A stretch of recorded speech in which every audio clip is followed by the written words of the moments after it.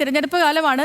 ഈ എല്ലാവരും ഓരോരോ നീക്കങ്ങൾ നടത്തിക്കൊണ്ടിരിക്കുന്ന സമയമാണ്. ഇപ്പം ഞാൻ പറഞ്ഞു വരുന്നത് മറ്റൊന്നുമല്ല, തിരഞ്ഞെടുപ്പ് അടുത്തിരിക്കെ സിറോ മലബാർ സഭയെ അനുനയിപ്പിക്കാൻ തിരക്കിട്ട നീക്കങ്ങൾ നടത്തുകയാണ് BJP. കേന്ദ്ര ന്യൂനപക്ഷ കാര്യമന്ത്രി കിരൺ റിജിജു ഇന്ന് സഭാ ആസ്ഥാനത്തേക്ക് എത്തി നേതാക്കളുമായി ചർച്ച നടത്തും. എറണാകുളം കാക്കനാട്ടെ മൗണ്ട് സെന്റ് തോമസിലാണ് കൂടിക്കാഴ്ച നടക്കുക. ജോയ്മോനാണ് വിവരങ്ങളുമായി ചേരുന്നത് നമുക്കൊപ്പം. ജോയ്മോനെ, ഗുഡ് മോർണിംഗ്.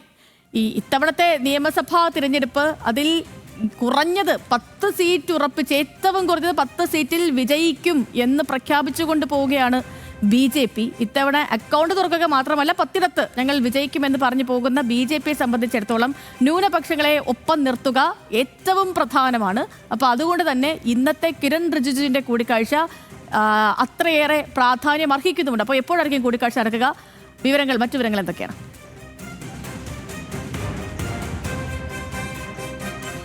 സേതു, ഇന്ന് ഉച്ചയ്ക്ക് 2 മണിക്കാണ് ഇത്തരത്തിലൊരു BJP കേന്ദ്രമന്ത്രിയായ കിരൺ റിജിജു സീറോ മലബാർ സഭ ആസ്ഥാനമായ മൗണ്ട് സെന്റ് തോമസിൽ എത്തുന്നതും അതുപോലെ തന്നെ സഭാ നേതാക്കളുമായി ഈ കൂടിക്കാഴ്ച നടത്തുക. ഇതിൽ പ്രധാനപ്പെട്ട കാര്യം നേരിട്ട്, അതായത് തെരഞ്ഞെടുപ്പ് മുന്നിൽ കണ്ടുള്ള തിടുക്കത്തിലുള്ള സംസ്ഥാന നേതൃത്വത്തിൻ്റെ ഒരു നീക്കം തന്നെയാണിത്. അതായത് നിയമസഭാ തെരഞ്ഞെടുപ്പ് അടുത്ത് വരികയാണ്.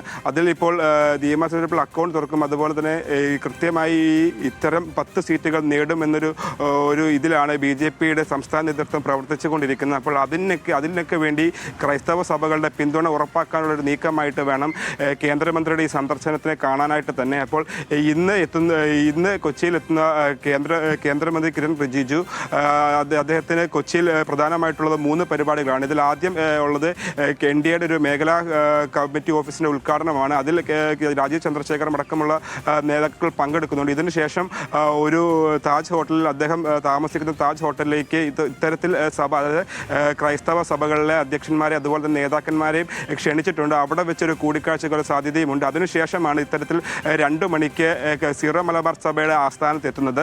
അതുപോലെ പ്രധാനപ്പെട്ട ഒരു കാര്യം, ഇന്ത്യയിലടക്കം ക്രൈസ്തവ സഭകൾക്കും അല്ലെങ്കിൽ ക്രൈസ്തവ സഭകൾക്ക് നേരെ വർദ്ധിച്ചു വരുന്ന ആക്രമണത്തിൽ സീറോ മലബാർ സഭ കടുത്ത പ്രതിഷേധം കേന്ദ്രത്തെ പല ഘട്ടത്തിലും അറിയിച്ചിരുന്നു. അതിൻ്റെ ഒരു പ്രതിഫലനം കേരളത്തിലും കണ്ടിരുന്നതാണ്. അപ്പോൾ ഇത്തരത്തിൽ കേന്ദ്രമന്ത്രി നേരിട്ടെത്തുന്നത് തെരഞ്ഞെടുപ്പ് മുന്നിൽ കണ്ട് തന്നെയാണ്. അപ്പോൾ അതിൽ വരുന്ന തെരഞ്ഞെടുപ്പിൽ സഭയുടെ പിന്തുണയോട് ഉണ്ടെങ്കിൽ തന്നെയാലും BJP ലക്ഷ്യം വെക്കുന്ന